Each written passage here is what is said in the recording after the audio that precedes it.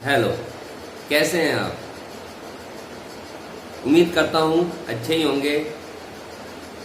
Stay home stay safe, क्योंकि इस समय क्या है, महामारी फैली हुई है और आपको हाइजीन का खास तौर से ध्यान रखना चाहिए। इसके साथ ही हाइजीन के अलावा आपको सैनिटाइजेशन, चीज़ों का सैनिटाइजेशन, इसका भी आपको ध्यान रखना है। जितनी साफ सफाई रखेंगे उतना ही हमारी हेल्थ के लिए अच्छा होगा। अभी WHO ने जो इस समय डिजीज स्प्रेड हो रही है, इसको पैंडेमिक कहा है। पैंडेमिक इसलिए बोला है क्योंकि ये पूरे वर्ल्ड में ये डिजीज जो है स्प्रेड हो रही है।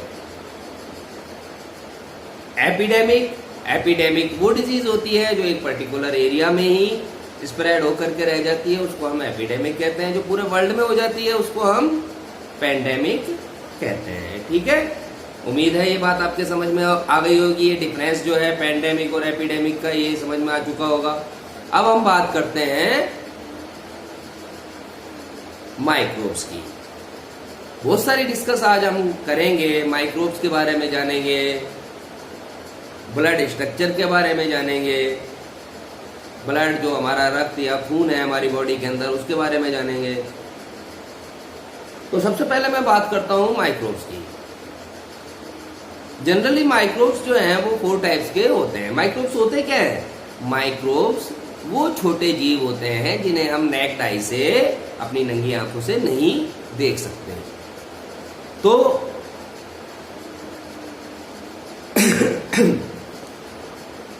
उनके लिए क्या है, हमें इंस्ट्रूमेंट्स की जरूरत होती है अगर उनको हम देखना चाहें तो। जनरली माइक्रोब्स 4 टाइप के होते हैं: protozoa, bacteria, virus and fungus. एक और होता है जिसको हम एल्गी कहते हैं, लेकिन उसको हम ज़्यादा उसके डीपली अभी नहीं जाते क्योंकि क्लास वाइज हमें इसकी ज़रूरत भी नहीं है। तो सबसे पहले हम बात करेंगे वायरस की, क्योंकि हम जान रहे हैं कि कोविड-19 नाम के वायरस से एक डिजीज जो है हमारे इंडिया में भी स्प्रेड हो रही है और इसके कारण लॉकडाउन किया गया है और हम लोग घरों में हैं और बहुत सख्ती से इसका पालन करवाया जा रहा है और किया भी जा रहा है।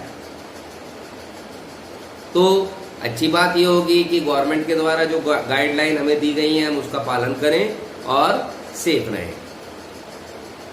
अब बात होती है वायरस की। वायरस क्या है? वायरस एक्चुअल में एक ऐसा ऑर्गेनिज्म है जो नॉन लिविंग की कैटेगरी में आता है।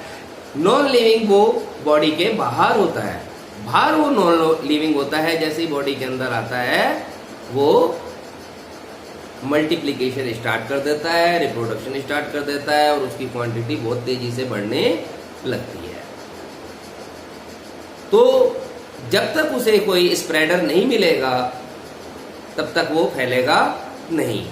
इसलिए आइसोलेशन जैसे वर्ड जो है गवर्नमेंट यूज कर रही है, आइसोलेशन किया जा रहा है लोगों का कि भाई आप अपने घर के अंदर आइसोलेट रहें, सेपरेट रहें, किसी के कांटेक्ट में ना आए। उसका रीजन ये है कि ये डिजीज जो है पर्सन टू पर्सन फैलती है। आज मैं आपको थोड़ा सा वैक्सीन के बारे में भी बताऊंगा। अब वैक्सीन क्या होता है? वैक्सीन एक्चुअल में पर्टिकुलर टाइप के वायरस या बैक्टीरिया जो होते हैं उसका एक छोटा सा मामूली सा स्ट्रेन लेकर के बॉडी में इंजेक्ट किया जाता है, जिससे ये मेमोरी के बेस पे वर्क करता है। अब मेमोरी क्या होती है? जैसे मैं अभी आपको ब्लड के बारे में बताऊंगा तब आपको ये बात समझ में आ जाएगी। एक्चुअल में वैक्सीन जो है, मैंने जैसा भी आपको बताया कि थोड़ी सी क्वांटिटी में वायरस या बैक्टीरिया पर्टिकुलर टाइप के, उसका स्ट्रेन या थोड़ी सी क्वांटिटी में उनको लेके बॉडी में इंजेक्ट कर दिया जाता है, जिससे जो वाइट ब्लड सेल्स होती है हमारे ब्लड के अंदर, वो क्या काम करती हैं?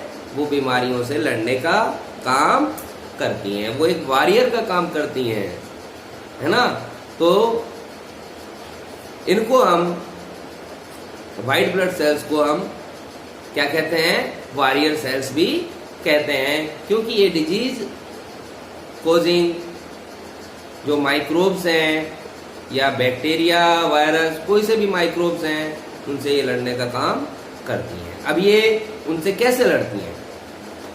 ये एक्चुअल में जिस शेप का वायरस या बैक्टीरिया या कोई भी माइक्रो ऑर्गेनिज्म जो होता है, उसी शेप का ये अपने आप को, उसी शेप में ये अपने आप को कन्वर्ट करके उस वायरस या बैक्टीरिया को ढक लेती हैं और उसके बाद में बॉडी से ये एग्जिट हो जाती हैं, यानी बाहर निकल जाती हैं और उससे ये जो डिजीज कोजिंग माइक्रोब्स हैं बॉडी से बाहर हो जाते हैं।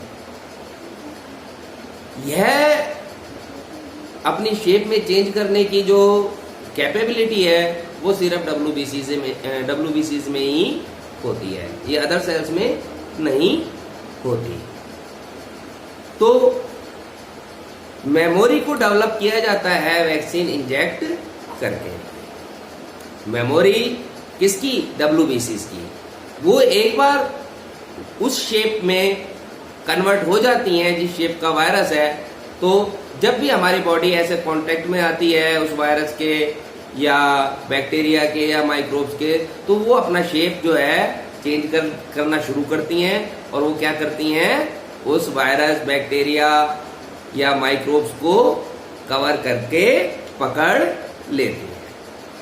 तो उनमें एक तरह से मेमोरी डेवलप हो जाती है। बचपन में या छोटी एज के अंदर बच्चों को वैक्सीनेशन किया जाता है, जैसा आप देखते होंगे बीसीजी वगैरह के, पोलियो की ड्रॉप, बीसीजी के टीके, टिटनेस के टीके, ये बहुत सारे वैक्सीन जो हैं मार्केट में हैं और बच्चों को लगाए जाते हैं, इसलिए कि बच्चे जब भी इन माइक्रोब्स के कांटेक्ट में आए तो उनकी व्हाइट ब्लड सेल्स जो हैं वो एक्टिव हो जाएं और उनको पकड़ लें और बॉडी से बाहर कर दें।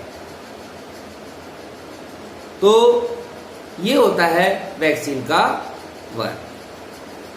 अब इससे आगे की जो बातें हैं वो मैं आपको नेक्स्ट चैप्टर में, नेक्स्ट टाइम में जरूर बताऊंगा।